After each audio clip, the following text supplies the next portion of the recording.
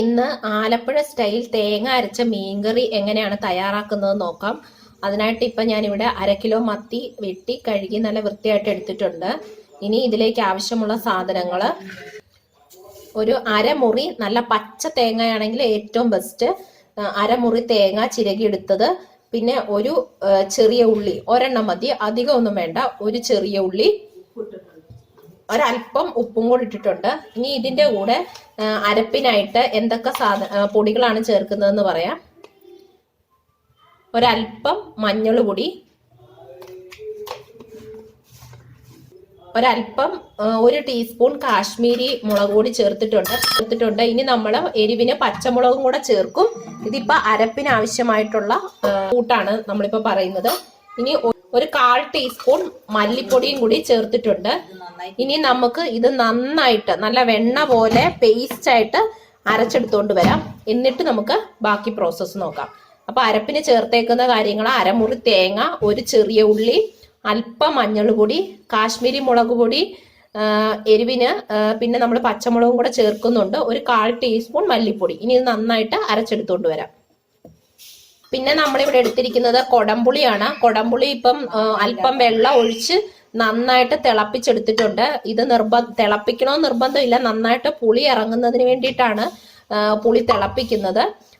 നിങ്ങൾക്ക് നല്ല പുളിയുള്ള പച്ചമാങ്ങ ഉണ്ടെങ്കിൽ പുളിക്ക് പച്ചമാങ്ങ ചേർക്കാവുന്നതാണ്. ഇപ്പൊ ഇവിടെ കൊടംപുളിയാണ് എടുത്തിരിക്കുന്നത്.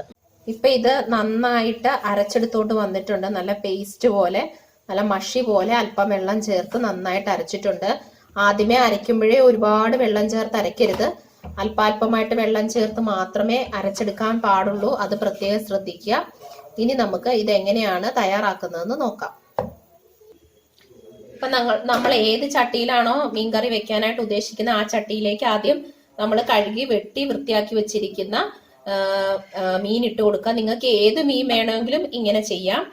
അപ്പൊ ഇപ്പം മത്തി ആയതുകൊണ്ട് മത്തി ആ ചട്ടിയിലേക്ക് ഇട്ട് കൊടുത്തിട്ടുണ്ട്. ഇനി നമ്മള് കൊടംപുളി തിളപ്പിച്ച് വെച്ച ആ വെള്ളം ആവശ്യത്തിനുള്ള പുളി അനുസരിച്ച് ആദ്യം അല്പം ചേർത്ത് കൊടുക്കുക. പിന്നെ കറി തിളച്ച് വന്നു കഴിയുമ്പോഴത്തേക്കും നമുക്ക് ബാക്കി പുളി പോരെങ്കിൽ അപ്പം ചേർത്ത് കൊടുക്കാം. ഇനി ആ പുളിവെള്ളവും ആ മത്തിയും കൂടെ നന്നായിട്ടൊന്ന് മിക്സ് ചെയ്യുക. അതിനുശേഷം നമ്മൾ അരച്ചു വെച്ചിരിക്കുന്ന തേങ്ങയുടെ അരപ്പ് മീനിലേക്ക് ചേർത്ത് കൊടുക്കുക. മിക്സിയുടെ ജാറ് ഒരല്പം വെള്ളം ഒഴിച്ചൊന്ന് കഴുകി മിക്സിയിലുള്ള ആ അരപ്പ് മുഴുവനും നമുക്ക് ആ ചട്ടിയിലേക്ക് ഒഴിച്ചു കൊടുക്കാം.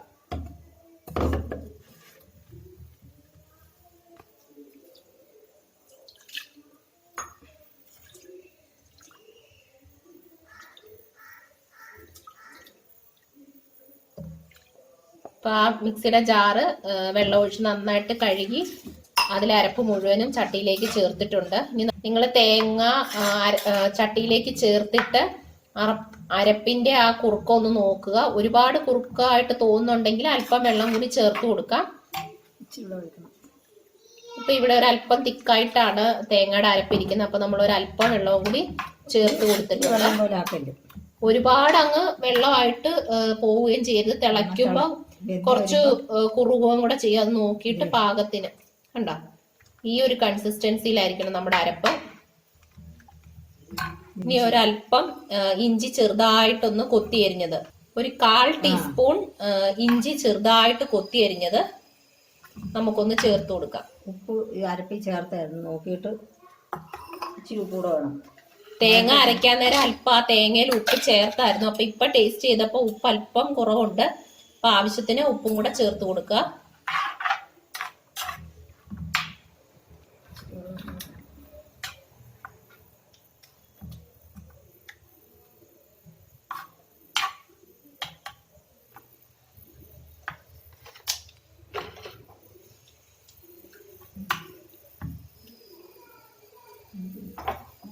ഇനി ഇപ്പൊ തീ കത്തിച്ച് നമുക്കിത് വേവിക്കാനായിട്ട് അടച്ചു വെക്കാം.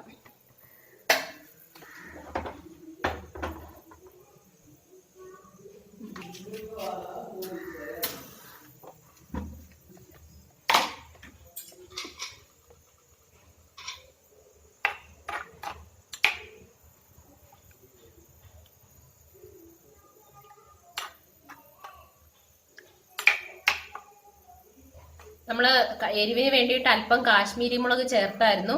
നിങ്ങൾക്ക് ഒരു 2 പച്ചമുളകും കൂടെ കീറിയിടാം. ഇവിടെ ഇപ്പൊ ഞാൻ 2 കാന്താരിയാണ് ചേർത്തിരിക്കുന്നത്.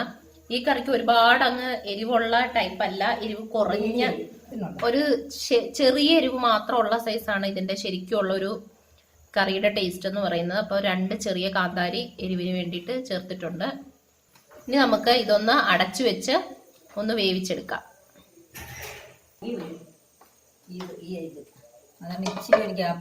ഇച്ചിരി ഗ്യാപ്പ് ഇട്ട് വേണം ഇതിന്റെ അടപ്പ് അടയ്ക്കാനായിട്ട്, ഇല്ലെങ്കിൽ ഇതങ്ങ് തിളച്ച് പൊങ്ങി വരും. അപ്പോൾ ഒരല്പം ഗ്യാപ്പ് ഇട്ട് നമുക്കിത് അടച്ചു വെച്ചിട്ട് വേവിച്ചെടുക്കാം. അപ്പൊ നമ്മുടെ കറി നന്നായിട്ട് തിളച്ചു വന്നിട്ടുണ്ട്. പതുക്കെ മീനിന്റെ കഷ്ണങ്ങളൊന്നും ഉടഞ്ഞു പോകാതെ പതുക്കെ അതിന്റെ സൈഡൊക്കെ നമുക്കൊന്ന് ഇളക്കി കൊടുക്കാം.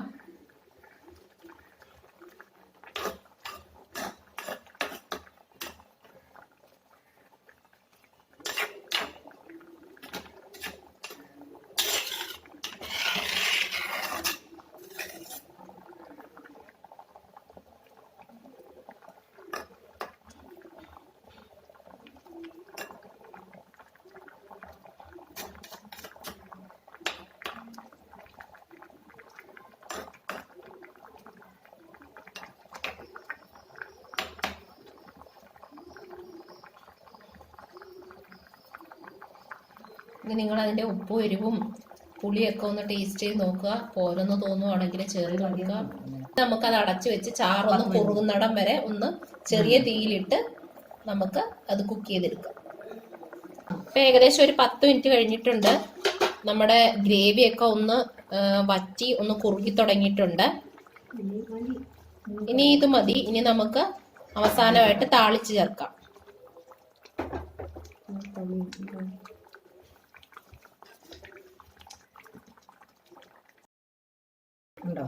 ഇത് ഇരുന്ന് തണുത്ത് കഴിയുമ്പം ഈ ചാറിന് കുറച്ചും കൂടെ കുറുക്കമാകും. അപ്പൊ അതനുസരിച്ച് വേണം നിങ്ങൾ ചാറിന്റെ തിക്നെസ്, ഗ്രേവിയുടെ തിക്നെസ് നോക്കാനായിട്ട്. ഇനി നിങ്ങൾ എരിവും പുളിയെല്ലാം ഒന്നുകൂടെ ഒന്ന് ഫൈനലായിട്ട് ടേസ്റ്റ് ചെയ്യുക. ഇവിടെ എല്ലാം ഉണ്ട്, ഇവിടെ എല്ലാം ഓക്കെയാണ്.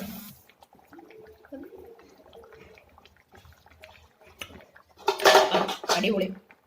ഇനി നമുക്ക് ഇത് അങ്ങോട്ട് വാങ്ങി മാറ്റാം. എന്നിട്ട് നമുക്ക് താളിച്ച് ചേർക്കാം. പാൻ ചൂടായിട്ടുണ്ട്. നമുക്ക് അല്പം താളിക്കാനുള്ള വെളിച്ചെണ്ണ ഒഴിച്ചു കൊടുക്കാം. ഈ മീൻകറിയിൽ നമ്മൾ താളിക്കാനായിട്ട് കടുകല്ല ഉപയോഗിക്കുന്നത്, ഉലുവയാണ് ഉപയോഗിക്കേണ്ടത്. ഇനി എണ്ണ ചൂടായി കഴിയുമ്പോൾ നമുക്ക് അതിലേക്ക് ചെറിയ ഉള്ളി 1-2 എണ്ണം അരിഞ്ഞത് ഇട്ട് കൊടുക്കുക.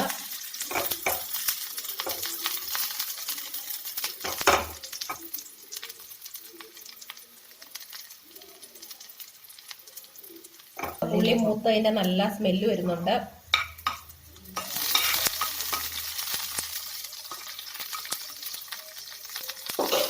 അപ്പൊ ഉലുവ ചേർത്ത് കൊടുക്കാം. ഒരുപാട് വേണ്ട, ഇല്ല കഴിക്കും.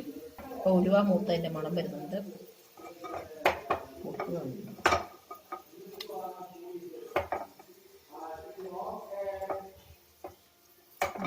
ഇനി നമുക്ക് കറിവേപ്പിലയും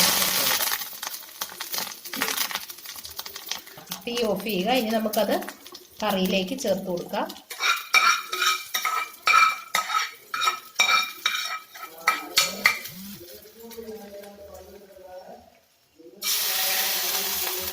അങ്ങനെ നമ്മുടെ രുചികരവും അതേസമയം എളുപ്പത്തിൽ തയ്യാറാക്കാവുന്ന ആലപ്പുഴ സ്റ്റൈൽ തേങ്ങ അരച്ച മീൻകറി റെഡി ആയിട്ടുണ്ട്.